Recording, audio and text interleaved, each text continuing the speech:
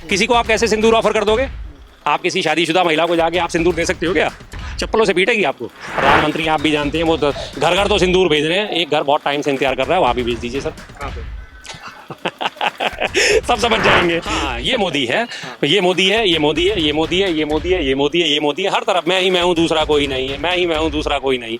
और मैं ये मोदी है। इससे पहले के 5 बार जवाब नहीं दिया गया। भारतीय जनता पार्टी घर घर जो है सिंदूर भेजने वाली, और प्रधानमंत्री नरेंद्र मोदी का जो बयान आता है कि उनकी रगों में जो है गरम सिंदूर दौड़ रहा है, उसको लेकर पूरे देश भर में जो है लोग चर्चा कर रहे हैं। और ये जिज्ञासा भी है लोगों के मन में, आखिरकार इस तरह का जो बयान दिया गया उसके पीछे क्या मंशा थी। और प्रधानमंत्री मोदी जी के जो कुछ पोस्टर्स लगातार वायरल हो रहे हैं, जो रैलियां हो रही है, उसमें देखा जा रहा है प्रधानमंत्री नरेंद्र मोदी जो है वो सेना की ड्रेस में है। तो उस पूरे मुद्दे को लेकर बातचीत करते हैं। तो शर्मा जी, आप कैसे देख रहे हो जो पूरी स्थिति सामने आई है निकल के, प्रधानमंत्री नरेंद्र मोदी सेना की ड्रेस में है, इसको आप सही मानते हैं? बिल्कुल गलत है सर। क्या दिक्कत है? सिविलियन जो है, सेना के प्रोटोकॉल के हिसाब से सिविलियन कोई भी वर्दी नहीं पहन सकता सेना की, सुरक्षा कारणों से। नहीं, बिल्कुल नहीं। क्यों? सेना का प्रोटोकॉल सर्वोपरि है। सेना के प्रोटोकॉल में मैं आपको एक बात बताऊं, अगर कर्नल साहब हैं, कर्नल साहब ने अपने अधीनस्थों को अगर वो देंगे, ऑर्डर देंगे, तो उनको वो मानना पड़ेगा। बेशक कहीं और ऊपर से भी ऑर्डर आ जाए, लेकिन अगर उनके जो है कमांडिंग ऑफिसर जो भी हैं, अगर कमांडिंग ऑफिसर जो ऑर्डर देंगे वो ही उनको मानना पड़ेगा। बिना उसके माने वो सॉलिडारिटी में आदमी खड़ा नहीं हो सकता ड्रेस पहन के? नहीं, ये सेना के प्रोटोकॉल के हिसाब से नहीं है सर। ये नहीं है। आप इसे जितना मर्जी जायज ठहरा लीजिए, लेकिन ये सेना का प्रोटोकॉल इस चीज की इजाजत नहीं देता। लेकिन सर, मोदी जी जो कह रहे हैं कि उनकी रगों में गरम सिंदूर दौड़ रहा है, अब ये पहले वाला हिंदुस्तान नहीं है, अब जवाब दे रहे हैं हम लोग।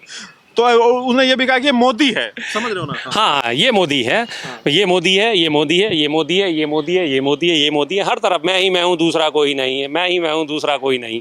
और मैं ये मोदी है। इससे पहले के 5 बार जवाब नहीं दिया गया।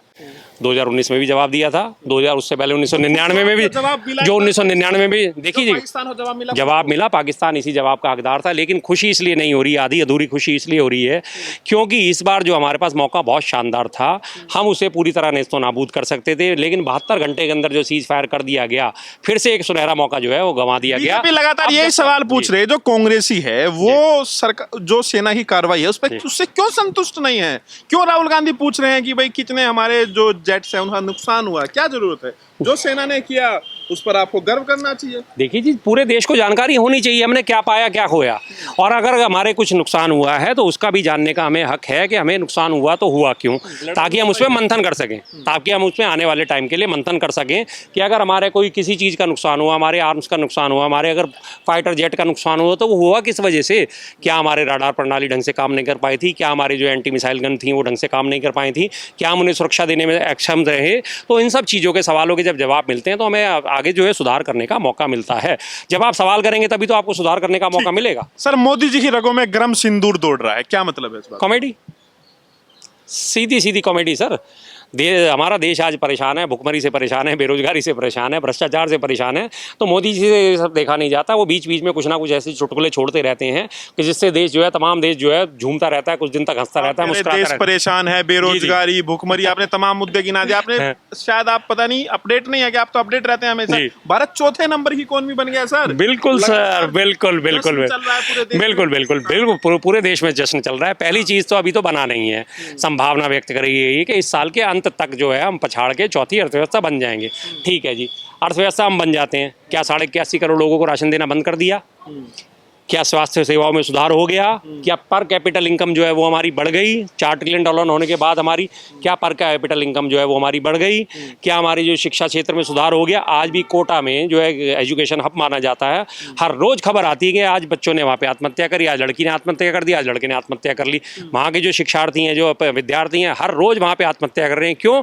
क्योंकि इतनी पढ़ाई करने के बावजूद भी उनको जो है मनमाफिक नौकरी नहीं मिलती, उनको मनमाफिक कैरियर चुनने की आज़ादी नहीं मिल पाती। तो क्या करें हम ऐसी $4 ट्रिलियन की अर्थव्यवस्था का कि जब फर्श पर जो है प्रसव कराया जा रहा है बच्चों का, फर्श पर एक बेड नहीं मिल रहा महिला को। ठीक है, आप कह रहे हैं कि जो वेल्थ है देश की उसको डिस्ट्रीब्यूशन जो है सही तरीके से नहीं हो रहा है। बिल्कुल बिल्कुल बिल्कुल, सबसे बड़ी बात, वेल्थ का डिस्ट्रीब्यूशन सही तरीके से नहीं हो रहा। लेकिन जो इसके हकदार हैं, जो आम आदमी इसका हकदार है, आखिरी पायदान पे खड़े व्यक्ति तक भी इस $4 ट्रिलियन की अर्थव्यवस्था का फायदा पहुंचना चाहिए, वो नहीं पहुंच पा रहा। क्या करें उस $4 ट्रिलियन की अर्थव्यवस्था का, जिसमें $2.5 ट्रिलियन के करीब था, तो हमारे पर कर्जा ही है। ठीक है, अब आप ये बताइए सर, जब कांग्रेस की सरकार थी हम 11वें नंबर पे थे, जी। आज हम चौथे पायदान पर पहुंचने वाले हैं, या जी कह जी लीजिए जी हम बिल्कुल पहले ठीक बात है। इतना तो हाँ कह सकते हैं ना। बिल्कुल बिल्कुल कह सकते इससे हैं, तो कोई दिक्कत नहीं होगी। बिल्कुल कोई तो दिक्कत नहीं। इसका श्रेय मोदी जी को देंगे? देखिए जी, इसका श्रेय नहीं दे, इसका श्रेय तब देते हैं अगर वास्तव में जब हम 11वीं अर्थव्यवस्था थे, लेकिन तब हम 81.5 करोड़ लोगों को 5 किलो राशन नहीं दिया करते थे।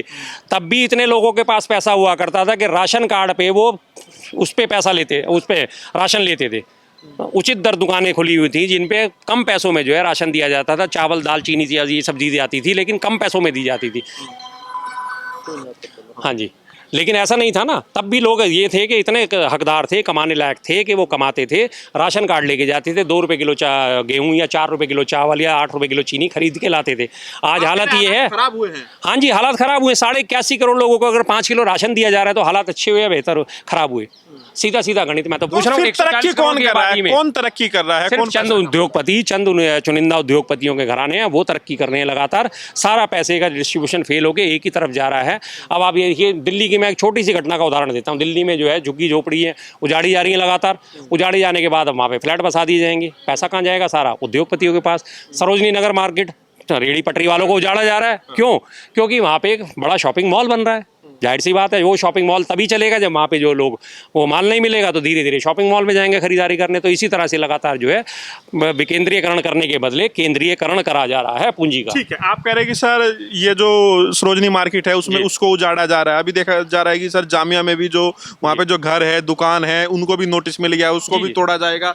लेकिन ये भी कहा जा रहा है कि सुंदर दिल्ली, स्वच्छ दिल्ली, साफ सुथरी दिल्ली, चमकती हुई दिल्ली, पेरिस जैसी दिल्ली वो तभी बनेगी ना सर जब ये सब झुग्गी झोपड़ी हटेगा। हाँ हाँ सर, बिल्कुल बिल्कुल, लोगों से जीने का हाँ, अच्छी बात है ना सर। नहीं बिल्कुल बिल्कुल बिल्कुल सर, बिल्कुल बिल्कुल स्लम हटना अच्छी है। लोग स्लम्स में रहे? नहीं स्लम्स में नहीं रहे, लेकिन कम से कम उनको जो वादा करते हो आपके जहाँ झुग्गी वहाँ मकान, तो झुग्गी तोड़ने के बाद उन्हें मकान हैंड ओवर तो करो सर। पहले आप उनके विस्थापन की व्यवस्था तो करिए, तब उसके बाद उन्हें वहाँ से हटाइए। कांग्रेस की सरकार में पहले विस्थापन की व्यवस्था लागू होती थी, उसके बाद उन्हें हटाया जाता था। आप आज बॉर्डर पे, पूरे दिल्ली की बॉर्डर पे जो है सुल्तानपुरी, मंगोलपुरी, त्रिलोकपुरी, कल्याणपुरी, खिचड़ीपुर, नंदनगरी, सुंदरनगरी, इस तरह की जो कॉलोनियां बसी हुई हैं, ये सब कॉलोनियां किसकी थी? झुग्गी वासियों की थी ना। ये जो पहले इधर उधर डाल के झुग्गी बैठे हुए थे, उन लोगों को सबको 22 गज के मकान, 12.5 गज के मकान दिए गए। बिहार में सर फ्लैट्स दिए भी गए हैं, लेकिन सर वहाँ पे मैं गया, मैंने देखा वहाँ पे हालात इतने बदतर है। लोग कह रहे हैं कि वहाँ पे झुग्गियों में जब थे तब अच्छे हालात थे, तब साफ सफाई थी, पानी मिलता था, ना पानी है ना बिजली। बिल्कुल है, कुछ नहीं मिलेगा वहाँ उनको। फ्लैट्स है 18 जो फ्लोर है, 17वां फ्लोर है, लिफ्ट काम नहीं कर रही होगी, काम नहीं कर रही, बिल्कुल पैदल जाना पड़ रहा है। वही है ना, तो ऐसा विकास काम करे, भर के लेके जाना पड़ रहा है। तो बताइए 18वीं मंजिल पे एक बाल्टी पानी भर के ले जाने में आदमी की हालत खराब होगी या नहीं होगी? तो इसलिए हम कहते हैं ना कि ये सरकार जो है गरीब विरोधी सरकार है। हर तरह से गरीबों का ये उत्पीड़न करती है।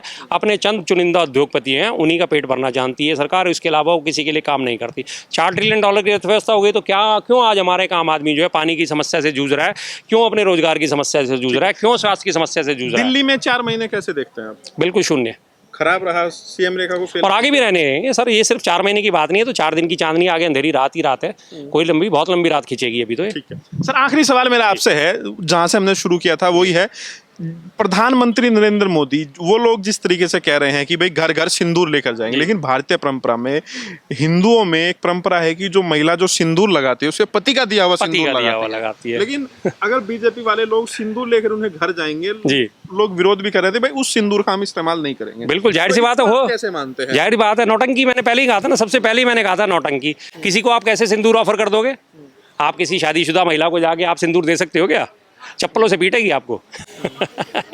अधिकार सिर्फ उसके पति के पास है, उसकी मांग में सिंदूर भरने का अधिकार सिर्फ उसके पति के पास है। आप घर घर जाके सिंदूर बांटोगे, ड्रामेबाजी करोगे, नौटंकी आपसे सर जितनी मर्जी करा लो।